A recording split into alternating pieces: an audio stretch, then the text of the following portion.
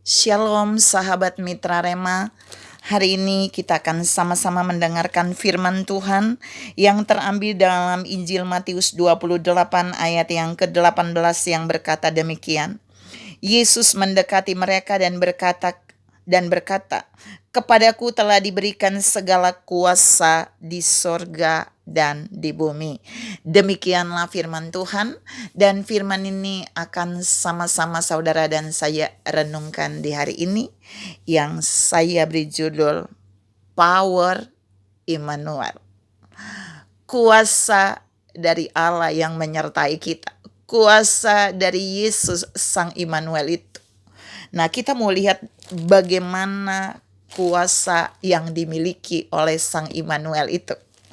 Yang pertama saudara, kata segala kuasa itu dalam terjemahan asli itu bicara tentang semua kuasa.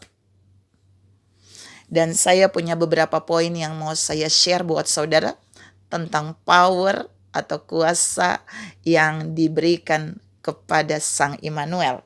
Ya, yang pertama, kata kuasa dalam terjemahan Alkitab Interlinear itu memiliki beberapa poin dan ini yang mau saya share. Jadi ketika Yesus berkata segala kuasa, itu berarti semua kuasa telah diberikan bagi Yesus. Yang pertama, kekuasaan yang Yesus miliki itu bicara tentang wilayah teritorial yang dikuasai oleh Yesus. Saya ulangi, itu bicara tentang wilayah teritorial yang dikuasai oleh Yesus Sang Immanuel itu. Wilayahnya mana? Di dalam ayat yang tadi saya baca, di langit dan di bumi. Poin satu mau katakan buat saudara dan saya, power atau kuasa yang Yesus miliki itu adalah menguasai semua wilayah di langit dan di bumi. Jadi ketika saudara dan saya berhadapan dengan kuasa lain yang mau menentang, menyerang saudara dan saya, ingat semua kuasa itu akan ada dan tunduk di bawah power atau kuasa Yesus Kristus Sang Immanuel. Dan bukan hanya itu, ketika saudara dan saya berjalan bersama Yesus, ketika Sang Immanuel itu berjalan bersama kita, ketika Sang pemilik power itu, kuasa langit dan bumi itu berjalan bersama kita, maka kuasa atau power manapun juga tidak akan bisa mengalahkan kita. Karena dia punya kuasa yang menguasai semua wilayah di langit dan di bumi. Saudara yang saya kasih dalam Tuhan Yesus Kristus, kalau iblis dia menguasai satu teritorial saja. Satu kota, satu desa, satu keadaan. Tapi Yesus dia menguasai semua teritorial wilayah di langit dan di bumi. Yang kedua, kata Yesus sudah diberikan segala kuasa di surga dan di bumi. Kata kuasa itu bicara tentang kuasa pengontrolan. Jadi kontrol semua yang ada di bumi dan di langit itu ada di dalam kontrol Yesus. Maksudnya apa? Jadi ibarat langit dan bumi itu, kalau saya kasih ilustrasi buat saudara, adalah AC. Dan remote kontrolnya itu ada di tangan Yesus. Yang menentukan angka AC itu adalah di tangan setiap orang yang memegang remote control tadi. Nah, kekuasaan yang Yesus miliki itu seperti remote control tadi. Ketika dia mengontrol langit dan bumi itu karena dia punya kuasa. Jadi semua yang ada di dalam bumi, yang ada di surga, itu ada di dalam kontrol atau kuasa Sang Immanuel. Karena sudah diberi kuasa bagi dia.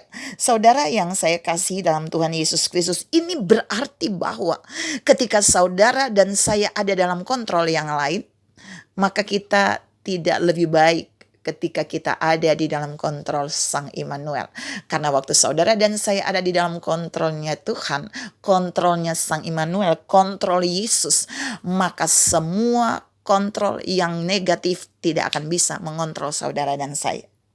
Yang ketiga, kata kuasa atau kata power yang diberikan kepada Yesus itu bicara tentang kekuasaan atau otoritas. Jadi Yesus Sang Immanuel ini diberikan kuasa atau power atau kekuasaan untuk menguasai langit dan bumi.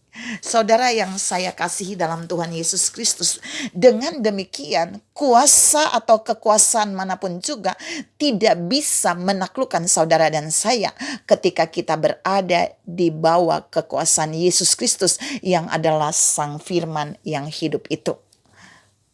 Kekuasaan sakit penyakit tidak akan bisa bertahan ketika saudara dan saya ada di bawah kekuasaan Yesus Kristus yang adalah Sang Penguasa di langit dan di bumi. Saudara yang saya kasih dalam Tuhan Yesus Kristus, yang poin yang keempat yang terakhir, kata kuasa. Jadi Yesus diberikan segala kuasa atau power di surga dan di bumi. Itu artinya Yesus diberikan kebebasan untuk memilih. Memilih apa saja, memilih siapa saja. Waktu Yesus diberikan kuasa, segala kuasa diberikan bagi Yesus di bumi dan di langit. Maka Yesus berkuasa untuk memilih. Bebas memilih. Memilih apa? Memilih siapa saja untuk dia utus dan dia tugaskan untuk melakukan segala yang dia mau di bumi ini. Seperti ayat tadi, kalau saudara baca terus ketika Yesus bilang segala kuasa telah diberikan kepadaku di langit dan di bumi. Jadi kuasa itu sudah diberikan, segala kuasa itu di surga dan di bumi. Itu artinya Yesus bilang buat para murid, aku bebas memilih kamu dan aku bebas menugaskan kamu untuk melakukan apa saja di muka bumi ini.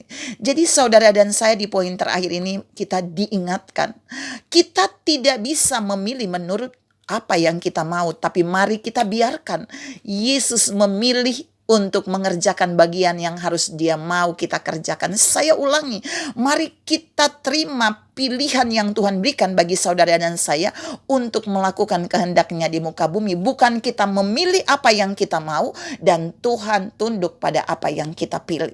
Saudara yang saya kasihi dalam Tuhan Yesus Kristus, firman hari ini mengajar saudara dan saya bahwa ingat, semua kuasa, segala kuasa sudah diberikan kepada Yesus di bumi dan di surga dan di bumi. Karena itu mari biarkan kehidupan saudara dan saya, biarkan keluarga saudara dan saya, biarkan pekerjaan saudara dan saya, biarkan pelayanan saudara dan saya, biarkan kesehatan, keuangan, kerohanian saudara dan saya, biarkan gereja kita, biarkan bisnis kita ada di dalam kekuasaan Yesus, ada di dalam pengontrolan Yesus, ada di bawah wilayah teritorial di mana Yesus berkuasa. Karena jika demikian, maka saudara dan saya akan tetap aman, maka saudara dan saya tidak akan ditaklukkan oleh roh manapun juga, maka saudara dan saya akan terus mengalami banyak terobosan di dalam hidup ini. Tuhan memberkati saudara berlimpah. Salam menikmati kuasa atau power yang datang dari Sang Immanuel itu. Amin.